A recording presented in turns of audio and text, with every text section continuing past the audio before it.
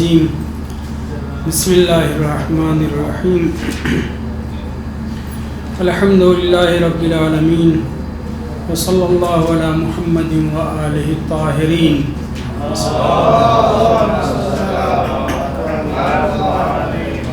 ولعنۃ اللہ علی اعدائہم اجمعین۔ بسم اللہ الرحمن الرحیم۔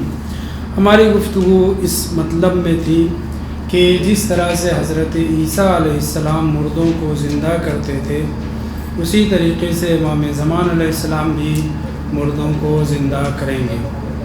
اس سلسلے میں قرآن مجید کی آیت نے حضرت عیسیٰ علیہ السلام کے سلسلے میں یہ ذکر کیا کہ وَإِذْ تُخْرِجُ الْمَوْتَى بِإِذْنِهِ، یا دوسری آیت میں ہے وَأُحْيِي الْمَوْتَى بِإِذْنِ اللَّهِ، کہ حضرت عیسیٰ علیہ السلام حکم پروردگار سے، اذن الہی سے مردوں کو حیات دیا کرتے تھے۔ امام زمان علیہ السلام کے سلسلے میں متعدد چیزیں ذکر ہوئی ہیں اور پہلے بھی بیان کی جا چکی ہیں۔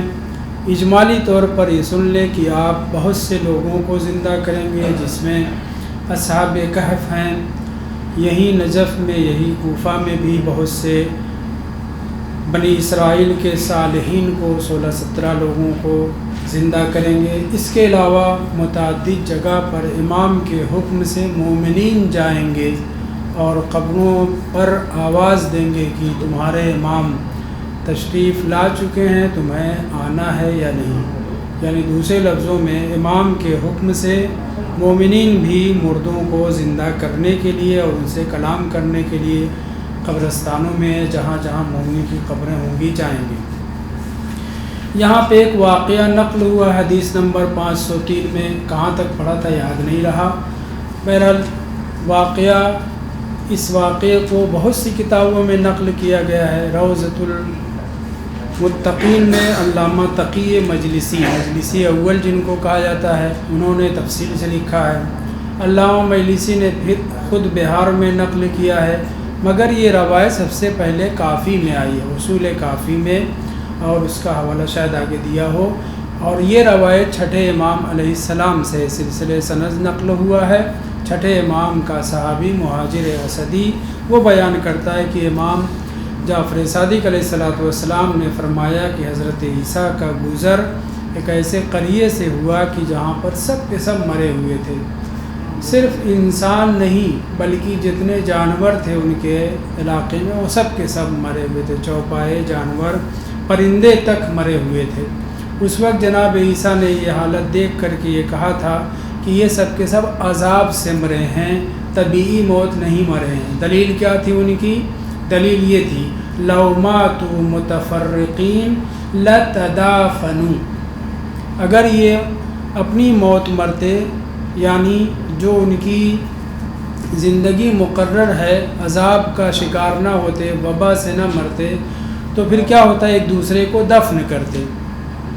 ہم اس مطلب کو ذکر کر چکے ہیں۔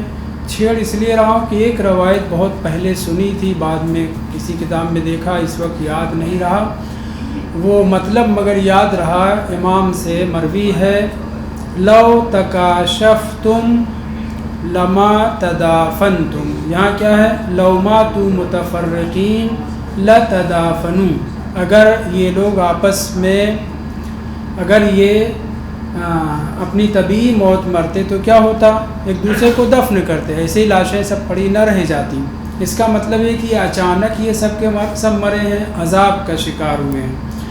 اور جو روایت میں نے ابھی آپ کے سامنے پڑھی وہ یہ ہے کہ ہم آپ کے ما فی الضمیر کو معصومین جانتے ہیں اور خدا جانتا ہے، یا بعض اولیاء الہی جو بہت زیادہ خدا رسیدہ ہو جاتے ہیں وہ انسان کے باطن کو کچھ حد تک تاڑ لیتے ہیں، کہنا چاہیے سمجھ لیتے ہیں۔ روایت میں آیا ہے لو تکاشفتم، اگر تمہیں ایک دوسرے کی حقیقت کا علم ہو جائے، کیا ہے انسان، واقعیت اس کی ایک دوسرے کے سامنے پتہ چل جائے، لما تدافنتم، تم تو ایک دوسرے کو تم لوگ دفن نہیں کرو گے۔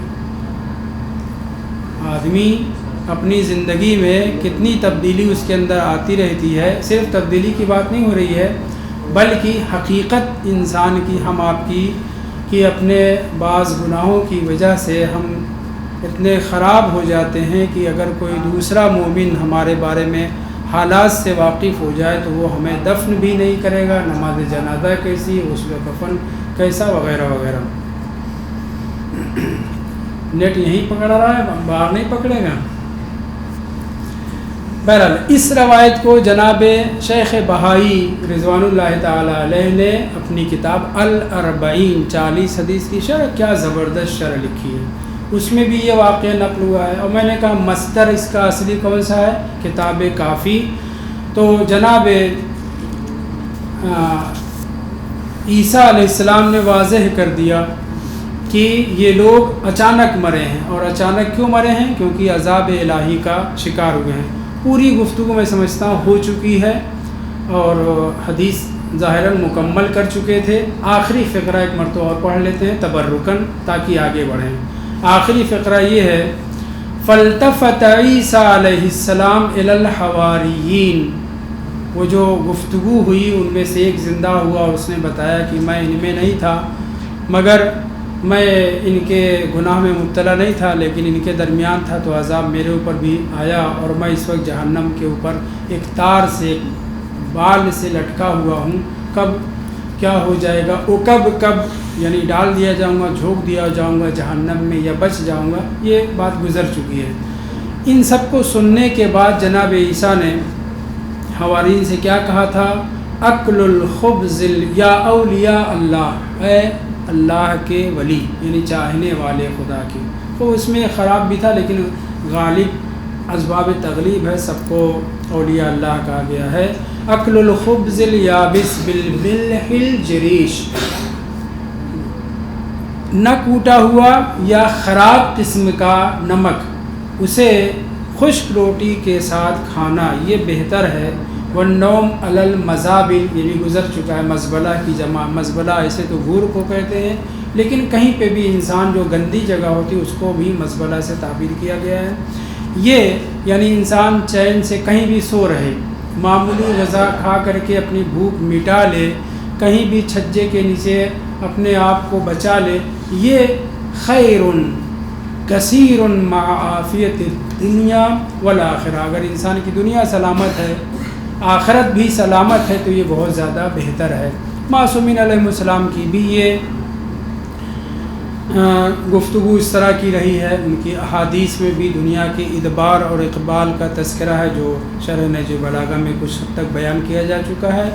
میں اس کو چھوڑ کر کے آگے بڑھتا ہوں۔ اگلی بات، وفی بعض الکتب عن الصادق علیہ السلام انہ اذا ظہر القائم علیہ السلام اتاہ رجل من آذربائیجان وفی یدہ عظم من العظام النخرہ۔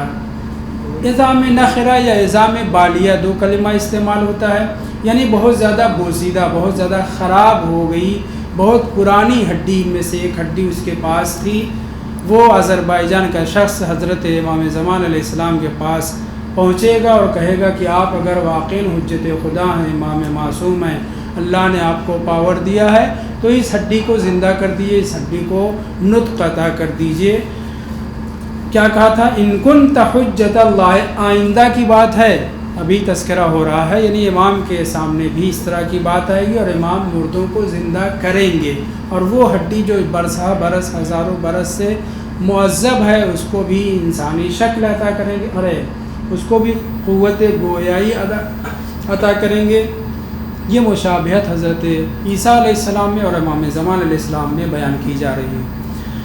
تو وہ شخص آئے گا اور وہ ایک ہڈی بہت بوسیدہ، بہت پرانی، کہے گا ان کنت حجت اللہ، اگر واقعاً آپ حجت خدا ہیں، امام معصوم ہیں، اس وقت کے امام ہیں، فأمر ھذا العظم، اس ہڈی کو حکم دیجئے، بأن ينطق، کہ وہ بولنا شروع کر دے۔ ہڈی ہے، بہت پرانی ہے، بہت پہلے مر چکا ہے آدمی اور اس کی ہڈی ہے۔ فینطق العظم بأمرہ، امام حکم دیں گے، یہ نہیں کہیں گے بإذن اللہ۔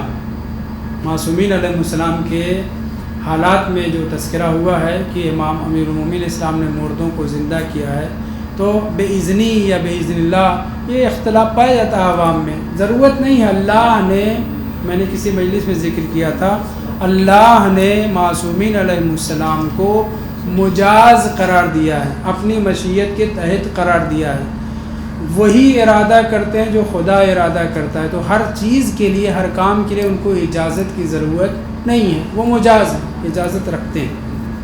بہرحال فَيَنْطِقُ الْعَظْمُ بِأَمْرِهِ علیہ السلام، امام زمان علیہ السلام حکم دیں گے، وہ ہڈی بولنا شروع کر دے گی.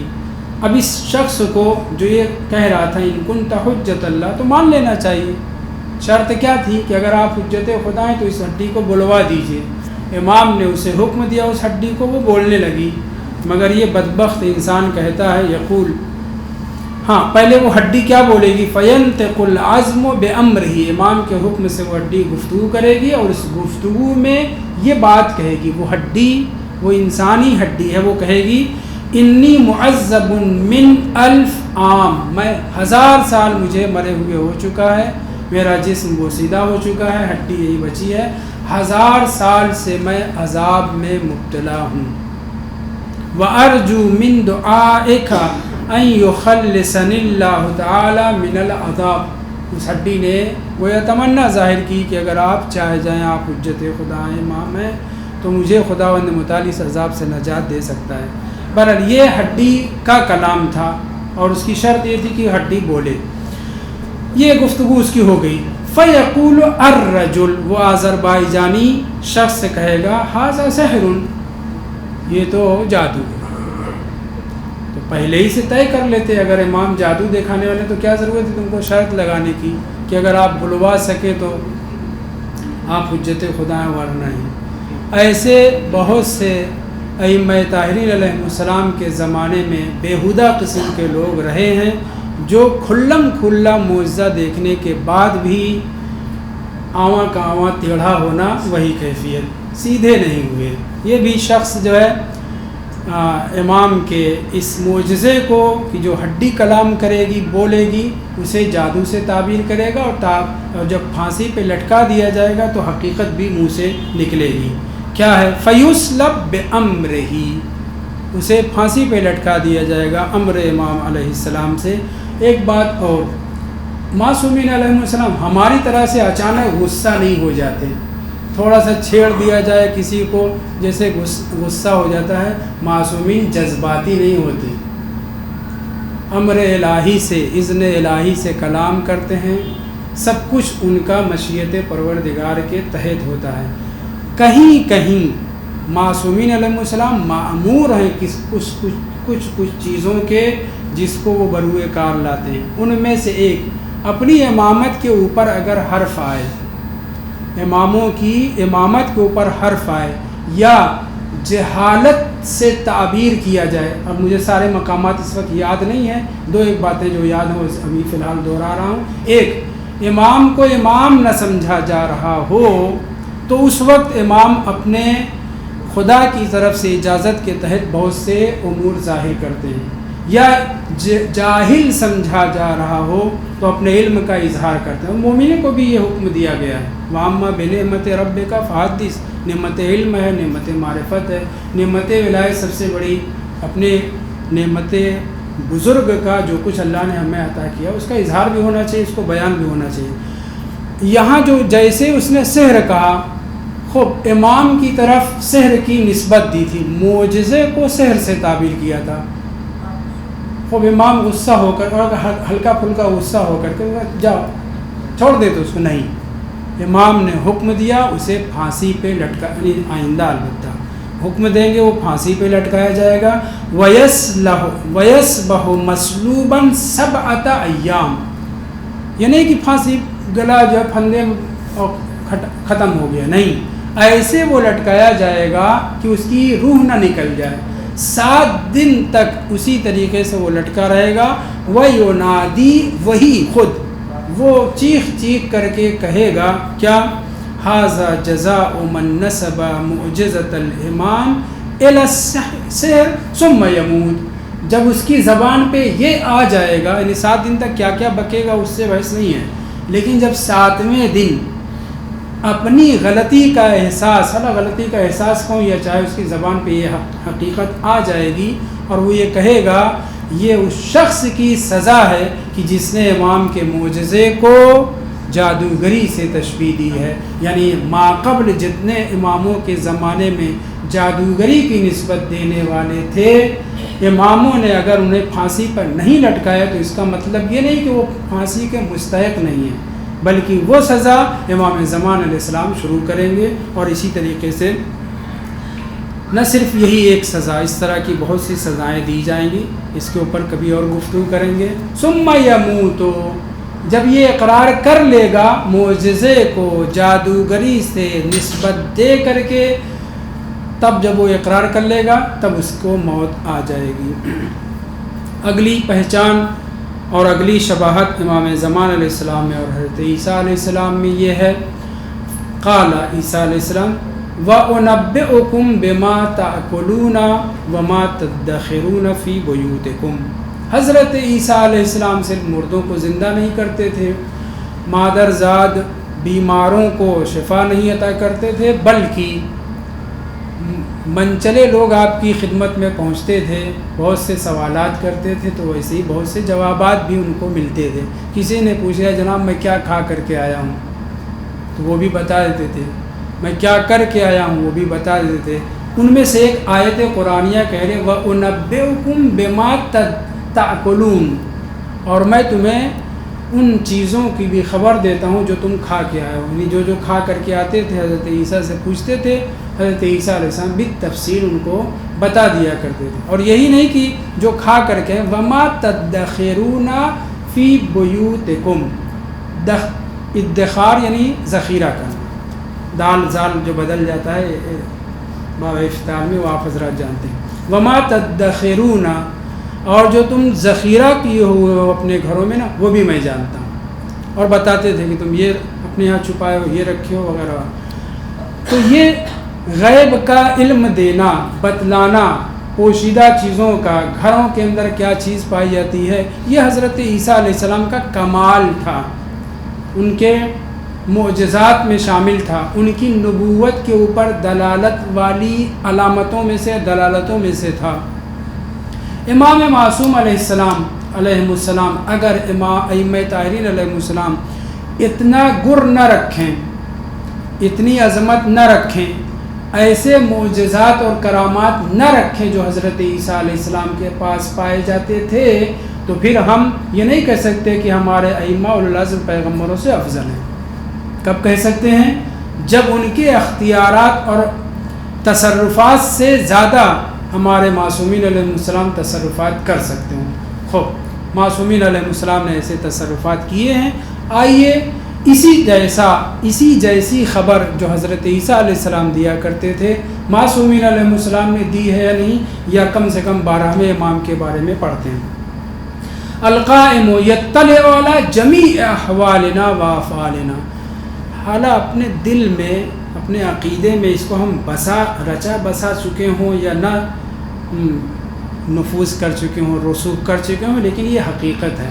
ائمہ طاہرین علیہ السلام سب کچھ جانتے ہیں.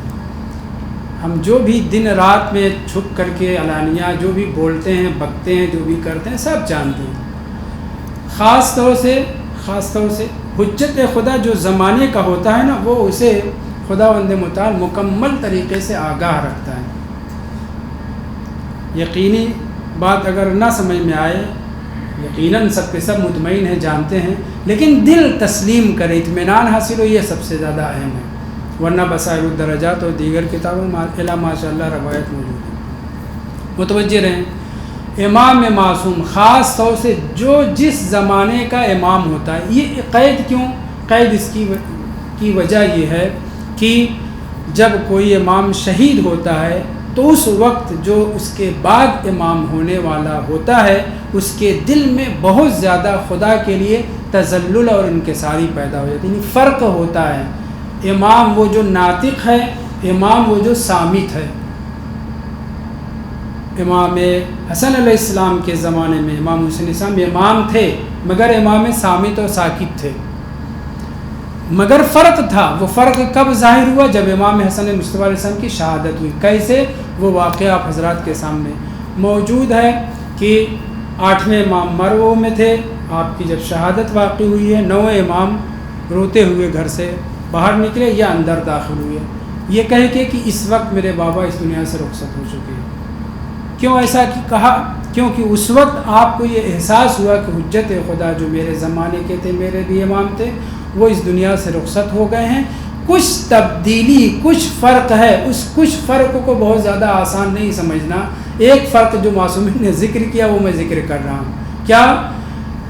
تذلل، خدا کے سامنے بے نہایت انکساری پیدا ہو جانا بعد والے حجت خدا میں، جو 9ویں امام نے بیان کیا تھا۔ پر میں دور نہ جاؤں، امام زمان علیہ السلام یطلع علی جمیع احوالنا و افعالنا، سارے ہمارے کرتوت سے، سارے ہمارے اچھے برے کام سے معصومین اور خاص طور سے امام زمان علیہ السلام مطلع ہیں۔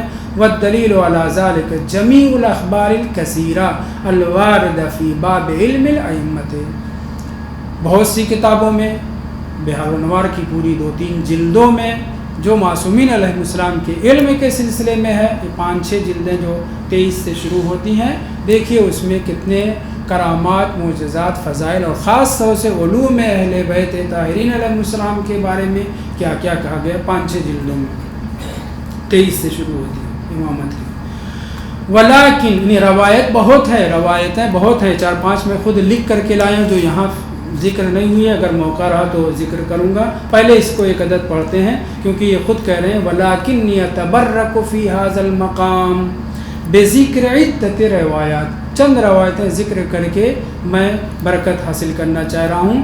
فَمِنْهَا مَا فِي الْخَرَائِجِ، الخرائج والجرائح، جناب قطب الدین راوندی کی کتاب ہے، 3 جلد میں، بہت پیاری کتاب ہے اور قدیم کتاب ہے، ہمارے پاس ہونی چاہیے۔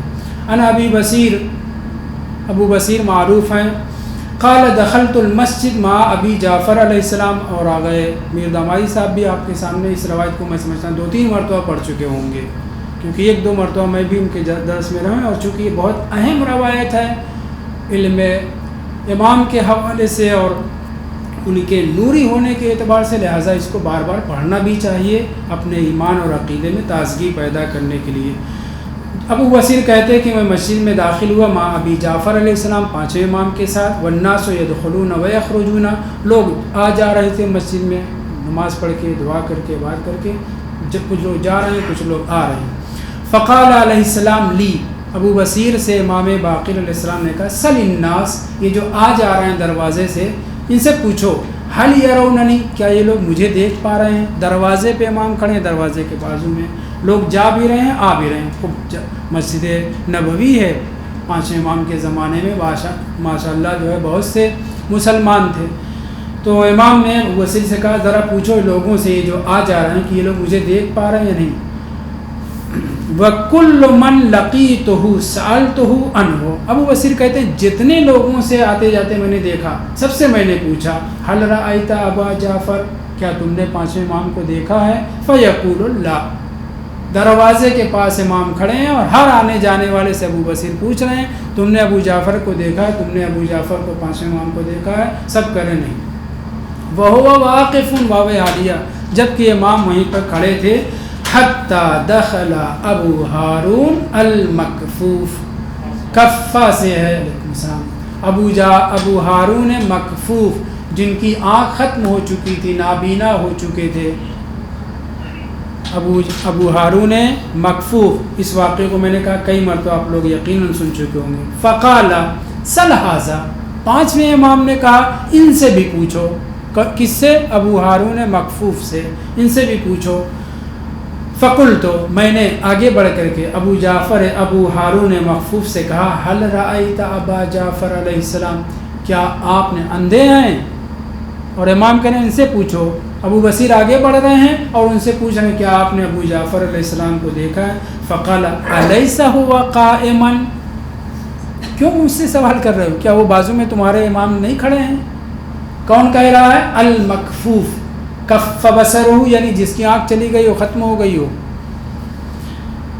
قل، تو اب یہ سوال اپنی طرف سے انہوں نے کیا، امام نے کہا ان سے پوچھو کیا یہ مجھے دیکھ پا رہے ہیں؟ انہوں نے سوال کر لیا، یہ الگ سے ان کے ذہن میں سوال ہو، وما علمک، تمہیں کیسے پتا، تم کو کیسے پتا کہ یہ جو ہے میرے بازو میں امام باقر علیہ السلام کھڑے ہوئے ہیں. قال تو ابو ہارون مخفوف نے کہا وَكَيْفَ لَا أَعْلَمُ وَهُوَ نُورٌ سَاطِعٌ. امام کے جسم کو نہیں دیکھ رہے تھے, آنکھ چلی جا چکی تھی, لیکن جواب کیا دے رہے ہیں, کیسے میں اپنے زمانے کے امام کو نہیں پہچان پاؤں گا جبکہ خود امام مسلم نور ہے. نور ساطع نہیں, چمکتا ہوا نور ہے. قال وسمعتہ, یہ روایت ختم ہوئی. اب دوسری روایت اسی سے جوڑ کر کے پھر آگے کی گفتگو کرتے ہیں. وسمعتہ یقول لرجل من اہل افریقیہ. ابھی بات کس چیز کی تھی کہ امام معصوم مسلم نور ہوتا ہے, اسے ہر چیز کا علم ہوتا ہے, وہ آئندہ کی خبر دے سکتا ہے, مگر مومن جس کی آنکھ چلی گئی ہو وہ اپنے نور ولایت سے معصوم کو دیکھ سکتا ہے. امام کے لیے انہوں نے کہا, کیا لفظ استعمال کیا, وَهُوَ نُورٌ سَاطِعٌ, ساطع یعنی چمکنے والا. دوسرا واقعہ جناب ابو بصیر یہ بیان کرتے ہیں کہ ایک افریقی پہنچا امام کی خدمت میں. امام نے اس سے ایک دوسرے شخص کا جو افریقہ میں تھا اس کے بارے میں پوچھا, کیف حال راشد, وہ راشد جو تمہارے محلے کا ہے, معروف آدمی تھا, اس کا کیا حال ہے. قال, اس افریقی آدمی نے امام سے کہا, خلفتہ حیا صالحا ویقرؤک السلام. مولا میں مل کر کے اس سے آیا ہوں, وہ زندہ و سلامت ہے, صحیح و سالم ہے, اور مولا اس نے آپ کو سلام پہنچایا. یاد نہیں تھا اس افریقن کو. جب امام نے اس سے پوچھا کہ راشد کا کیا حال ہے, تب یہ بیان کرنا ہے, رأیتہ خلفتہ, خلف نہیں چھوڑ کے آیا ہوں, خلفتہ حیا صالحا, وہ زندہ و سلامت ہیں اور آپ کو امام, آپ کو انہوں نے سلام پہنچایا ہے. قال علیہ السلام رحمہ اللہ. امام نے سلام کا جواب سلام سے نہیں دیا, رحمہ اللہ کا, اللہ ان کے اوپر رحمت نازل فرمائے, ان کی مغفرت فرمائے. یہ لفظ رحمہ اللہ اور لفظ مغفرت کب استعمال کیا جاتا ہے, مرنے کے بعد. جیسے ہی امام نے کہا رحمہ اللہ, راشد کے اوپر خدا رحمت نازل فرمائے, سمجھ گیا افریقی. اس نے کہا قال ماتا, مولا آپ اس طریقے سے رحمہ اللہ کہہ رہے ہیں جیسے ہم آپ کسی کے خبر کو سن کر کہیں انا للہ و انا الیہ راجعون. ہمارے یہاں تو یہ مرسوم ہے, اس سے اندازہ ہو جاتا ہے فون پہ یا کہیں پہ بھی آپ نے جیسے ہی انا للہ کہا, بازو والے بات ختم ہونے کے بعد ضرور پوچھیں گے کیا ہوا, کون مر گیا. کیوں, کیونکہ یہ ہمارے یہاں کامن ہو چکا ہے انا للہ پڑھنا, کلمہ استرجاع زبان پہ جاری کرنا. لیکن پانچویں امام کے زمانے میں آپ نے جیسے ہی رحمہ اللہ کہا, لفظ رحمہ اللہ سے سمجھ لیا اس افریقی نے کہ امام جو ہے اس کی موت کی خبر دے رہے ہیں. قال ماتا, کیا وہ مر گیا, قال نعم, ہاں مر گیا. اب اس کو سوال پیدا ہو رہا ہے کہ میں تو ایک دم صحت و سلامت کے اسے چھوڑ کر کے آیا ہوں, کوئی بیماری بھی نہیں تھی, کوئی مرض بھی اس کو لاحق نہیں تھا, ہٹا کٹا مثلا تھا. قال نعم. قال متا, مولا وہ کب مر گئے. اب جتنا بھی فاصلہ ہوا ہو اس کے آنے میں, آیا ہوگا حج کرنے کے بعد مدینہ پہنچا ہوگا, یا مدینہ پہلے پہنچا ہوگا پھر حج کرنے کے لیے گیا ہوگا. چونکہ یہ مدینہ کی ظاہراً بات ہے تو کچھ دن تو گزرے ہیں, 15 دن 20 دن 50 دن. قال بعد خروجک بیومین, تمہارے نکلنے کے 2 دن کے بعد وہ اس دنیا سے رخصت ہو گئے. قال واللہ, یہ کون کہہ رہا ہے, وہ شخص افریقی. واللہ ما مرضا ولا کانت بھی علت, نہ تو وہ مریض تھا نہ کوئی اس کو پریشانی تھی. علت معنی بھی مرض ہے, مرض کے معنی نہیں کوئی بیماری, کوئی ایسے سردی بخار کسی قسم کے اس کے اندر نہیں تھا. وَإِنَّمَا يَمُوتُ مِن مرض او الا, آدمی مرتا ہے تو کوئی بیماری ہو, کوئی کچھ لگ گیا ہو, کوئی وبا آ گئی ہو کسی طریقے سے. قُلْتُ مَنِ الرَّجُلُ, اب یہ ابو بصیر کہہ رہے ہیں کہ وہ شخص کون تھا جس کے بارے میں تم سے امام کہہ رہے ہیں, تو وہ کون تھا. نہیں, قُلْتُ مَنِ الرَّجُلُ یعنی امام سے ابو بصیر کہہ رہے ہیں کہ مولا وہ کون تھا جس کے بارے میں راشد آپ نے نام لیا اور وہ مر گیا, اس کے مرنے کی خبر اسے دے رہے ہیں. قال علیہ السلام رجل کان لنا موالیا وکان لنا محبا, 2 کلمہ استعمال کیا, دونوں میں فرق ہونا چاہیے. امام نے کیا کہا, وہ ہمارے موالی, ہمارے چاہنے والوں میں سے تھا, یعنی کیا, اہل ولایت. ایک مرتبہ صرف انسان ایک مرتبہ صرف اہل محبت ہو اور ایک مرتبہ اہل محبت کے ساتھ ساتھ اہل ولایت بھی ہو. وکان لنا محبا، محب بھی تھا، صرف چاہنے والا نہیں. بہت سے سنی اہل بیت سے محبت کا دعویٰ کرتے ہیں مگر وہ ہم ان کو محب کہہ سکتے ہیں، اس جہت سے موالی یا ولی نہیں کہہ سکتے. تو امام کہہ رہے ہیں کہ وہ ہمارا دل دادا تھا، ہمارا چاہنے والا تھا، ہمارے شیعوں میں سے تھا. ثم قال لئن تروا، اب یہاں پہ توجہ کریے اس مطلب پر جو اس درس کا خلاصہ ہے. لئن تروا خطاب کس سے ہے؟ پانچویں امام کا ابو بصیر سے. وہ افریقی مہمان بھی ہے اور اس کے غائب جو راشد جو مر گیا اس کے سلسلے میں گفتگو ہو رہی ہے. اس پہ غور کریں. لئن تروا، اگر تمہاری رائے، ایک مرتبہ رؤیت ہے یعنی دیکھنا، یہاں پہ کیا ہے؟ اگر تمہاری یہ رائے ہو جائے، تمہارا یہ ایمان اور عقیدہ ہو جائے، کیا؟ انہ لیس لنا معکم اعین ناظرہ و او اسماء سامعہ، تم ہمارے چاہنے والے ہو، ہمارے ماننے والے ہو، ہمارے سلسلے میں عقیدہ رکھنے والے ہو، لیکن اگر تمہارے خیال میں یہ گزر جائے، تم یہ سمجھنے لگو کہ ہم تمہارے درمیان نہیں، فیکم نہیں ہے، معکم تمہارے ساتھ، ہمارے کان سننے والے نہیں ہیں، ہماری آنکھیں دیکھنے والی نہیں ہیں. دوسرے لفظوں میں ہم تمہارے حرکات و سکنات کے اوپر، اعمال و کرتوت اور عبادات کے اوپر نظر نہیں رکھتے. صرف نظر نہیں، تم جو کرتے ہو وہ بھی ہم دیکھتے ہیں، جو بولتے ہو وہ ہم سنتے ہیں. لفظ کیا ہے؟ اسماء سامعہ اعین ناظرہ، یعنی ہماری آنکھیں دیکھنے والی ہیں. کتنی دور تک؟ یہی وادی سے ما احسن منظر ہو کے امام امیر المومنین علیہ السلام نے اسبغ ابن نباتہ سے کہا تھا کتنی بہترین وادی ہے، کیا خوش منظر ہے، کاش میری قبر بھی یہیں بنتی، اور امام کی قبر یہاں بنی. اسی وقت امام نے کہا کیا تم وہ چیز دیکھ رہے ہو جو میں دیکھ رہا ہوں؟ میں آپ کے سامنے بیان کر چکا ہوں. مولانا نے کہا کہ ایک جنازہ 2 لوگ یا 4 لوگ لے کر کے آ رہے ہیں، 3 دن کے فاصلے پہ ہیں، 3 دن کے فاصلے پہ ہیں. اور 3 دن کے بعد جب امام پھر زرارہ اسبغ ابن نباتہ کے ساتھ پہنچے تو وہ لوگ اپنی یہی اغے اصیل، اغے صافی صفا، ان کی لاش لے کر کے یمن سے وہ لوگ آئے تھے.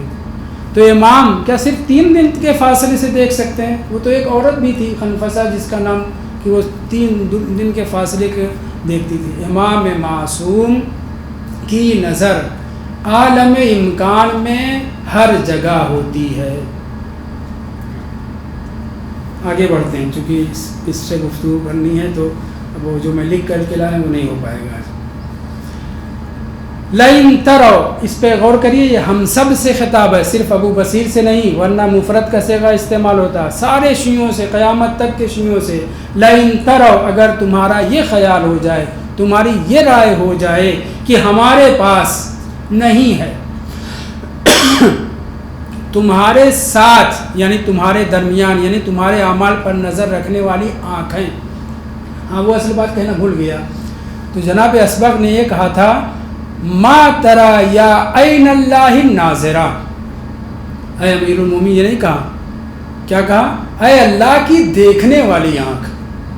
امیر المومنین علیہ السلام کے لیے کہا اللہ کی آنکھ. اللہ کی آنکھ ہر چیز دیکھتی ہے، سمجھ رہے ہیں؟ امیر المومنین علیہ السلام کی کو عین اللہ صرف نہیں، عین اللہ ناظرہ، روایات میں زیارت میں بھی ذکر ہوا ہے.